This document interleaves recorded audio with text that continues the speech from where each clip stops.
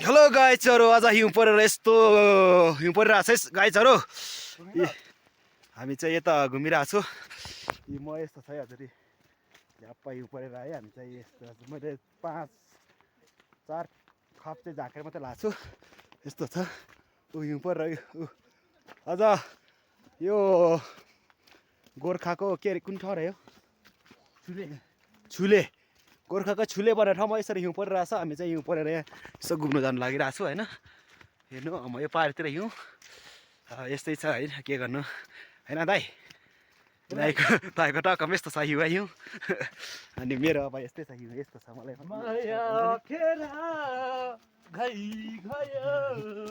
अनि यस्तो छ है हिउँ परेर यस्तो हिउँ परेको छ होइन।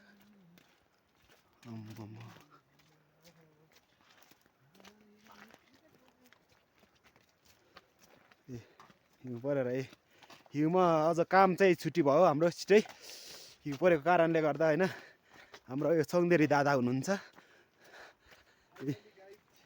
यस्तो छ हजुर। अब गाह्रो छ है हजुर, अब के गर्नु, हिउँ परेको परेछ है, धेरै दिन भइसक्यो है। अस्ति नै हिउँ परेर हिउँले झन्नै मऱ्यो थिचेर।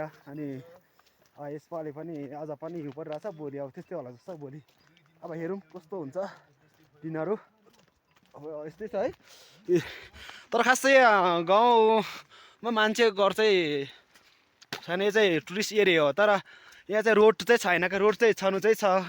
यो चाइना बोर्डर हो यता मस्तिर, चाइनाबाट छिटो आउँछ होला आउनु चाहिँ होइन, आयो भने चाहिँ। तर यहाँ एकदम यो चाहिँ सुदन गुरुङको जिल्ला हो। तर पछि सुदन गुरुङले बनाउँछ होला जस्तो लाग्छ मलाई यो बाटोहरू।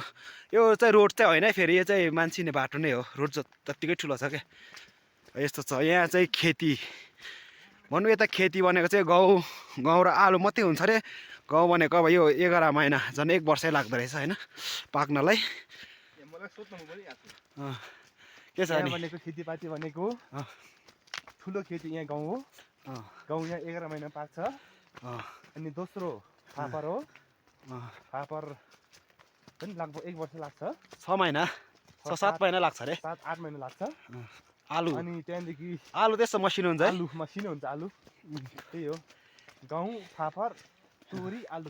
यहाँको सबैभन्दा खानेकुरा बेस्ट भनेको चाहिँ गाउँको ढिँडो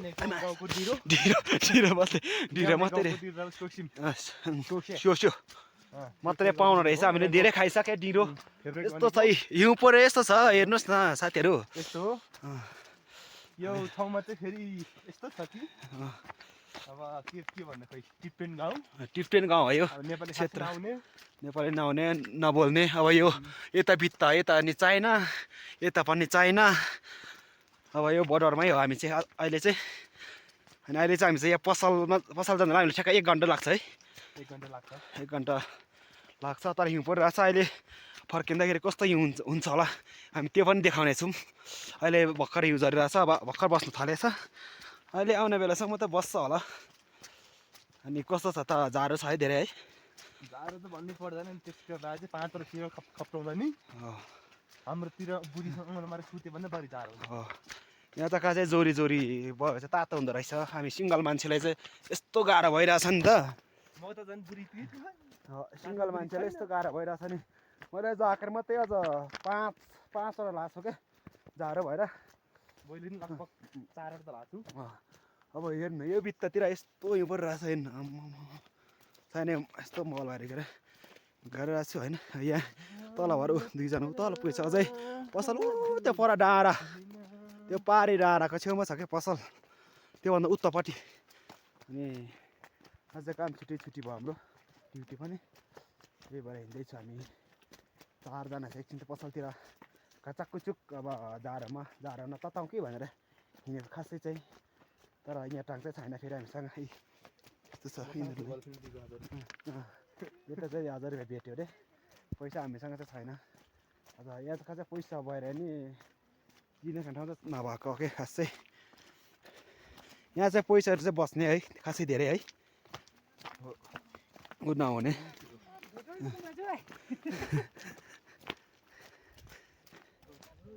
भिडियो बनाउँदैछ भन्दैछ हामीलाई।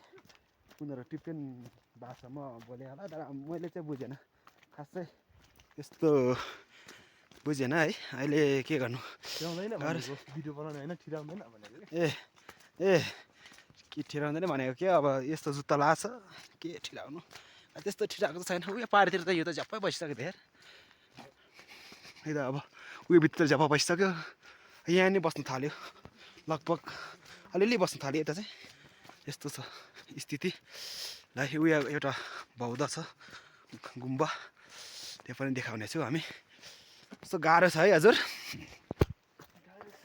अब स्थिति छ मोबाइल चार्ज हुँदैन बत्ती खासै राम्रो बोले त फेरि बत्ती आउँदैन अरे नि भोलि भन्दा हुन्छ भोलि बिहानदेखि 1-2 बजी मात्रै आउँछ अरे झन् भोलि बत्ती गाह्रो छ मोबाइल चार्ज छैन अब यहाँ चाहिँ यस्तो राम्रो छ यहाँ चाहिँ एकदम नियमहरू चाहिँ एकदम खतरै छ क्या यो एरियामा है अब यो विदेश सिस्टम थरी अब यो गाउँ पाक्यो भनेर आफ्नो बारी खेती आफ्नो बारीको आफू त्यतिकै अब मनाखुसी उठाउनु नमिल्ने हाम्रो जस्तो गाउँतिर काटेर खानु नपाउने होइन यहाँ चाहिँ विपरीत काट्यो भने जब 50 पाना अनि गुम्बामा हजार कुम्बु बत्ती बालेर 1000 चोली ढोक लगाउँछ यहाँको नियम भनेको नियम यस्तो कर छ नि यहाँ त यहाँ एकदम नियम कर ठाउँ अनि के भन्नु धेरै कर भयो ठाउँ त्यही भएर म यो गाउँको एउटा जमी बन्नु भनेको केटी छैन ए हो साँच्चै गाउँमा केटी मान्छे चाहिँ नहुने क्या है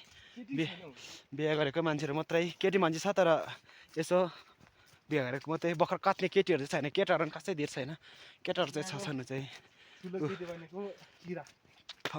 किरा भनेको एर्सा गुम्बा ठिक यो खेती नै वन लसुनहरू पाउँछ अरे यो ठाउँमा चाहिँ धेरै यो भित्तातिर तर हामी यो बाटो हिँड्यौँ त हामी उयो भित्रतिर हामी जानु मिल्दैन कामै भएन हामी जानु मिल्दैन यहाँ चाहिँ अब बौद्ध छ यहाँ सानो ठुलै छ बौद्ध यो स्तूप छ यहाँ बौद्ध स्तूप तर यो त यहाँ त झ्याप्पै भइसक्यो त है अहिले त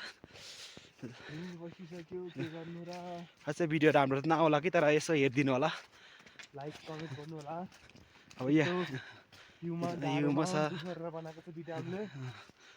यस्तो छ तर यहाँ भिडियो अपलोड गर्ने नेटै चल्दैन भने सबभन्दा त नेट नचल्ने ठाउँ नेटको असुविधा एकदम गाह्रो वाइफाई छ तर त्यही राम्रो नचल्ने यस्तो गाह्रो छ नि यी बोक्दा बोक्दै हातमै हिउँ जब बस्दै ल गएर नि लाइक गर्नु होला प्यारा दाइ छ मलाई नै फलो गरिदिनु मेरो अब युट्युब च्यानल त अब तपाईँलाई थाहा छँदैछ नयाँले फलो सब्सक्राइब गरिदिनुहोस् फेसबुक पेजमा फलो गर्नुहोस् ल है गाइजहरू ल भरै भेटौँ ल अहिले हिउँ जप्प बसेपछि भेटौँ ल हामी अहिले हामी एकछिन अब अझै छ हाम्रो धेरै छ बाटो एकछिनमा भेटौँ ल है गाइज है त हजुर हस् त नमस्ते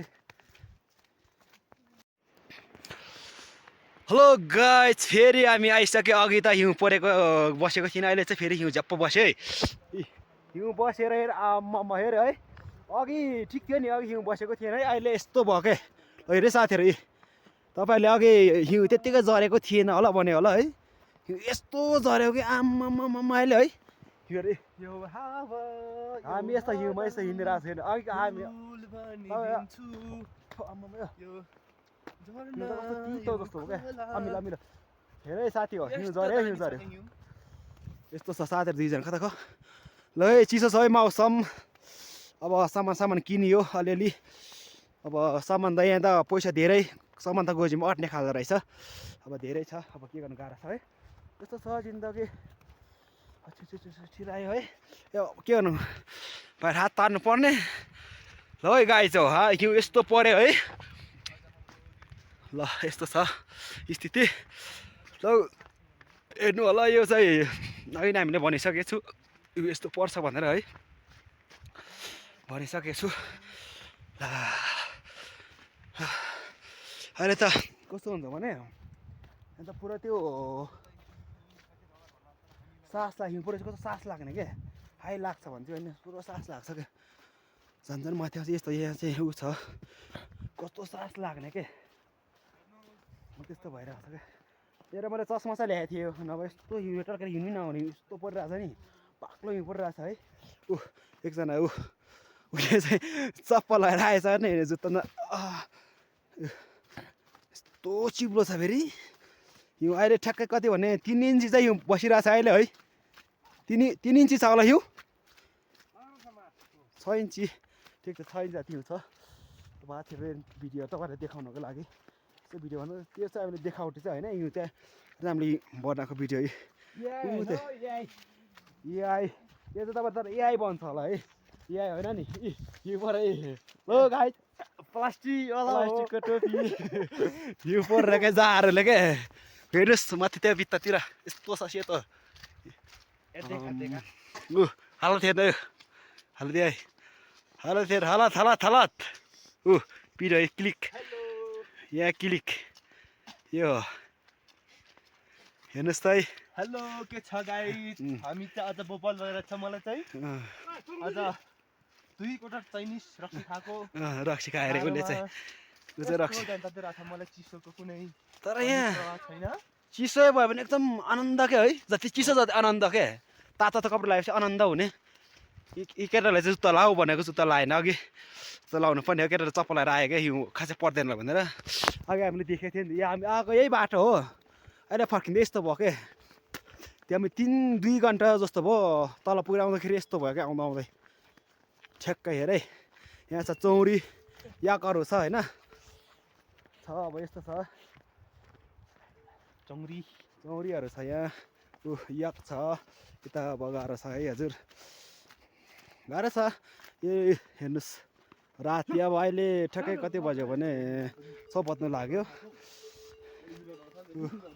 यता छ यस्तो गाह्रो छ नि यिनीहरूले यस्तो गाह्रो छ है यस्तो चिसोमा बस्नु परेछ दादा मोटिरायो ल है गाइस चाहिँ एकछिन बेठौँ ल झारो भयो एकछिन हात घोजीमा लानुपर्ने भयो